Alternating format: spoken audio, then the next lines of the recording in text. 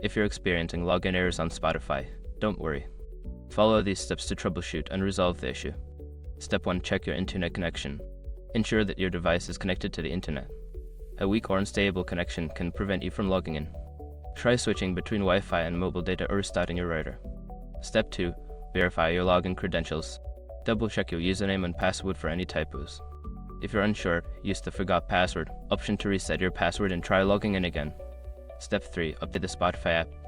Make sure you are using the latest version of the Spotify app. Go to your device's App Store, search for Spotify, and update it if a new version is available.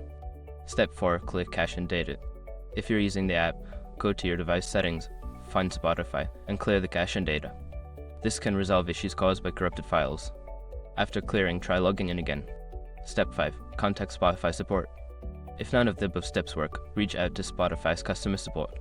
They can provide assistance specific to your account and help resolve any underlying issues. If you follow these steps, you should be able to resolve your login errors on Spotify. Enjoy your music.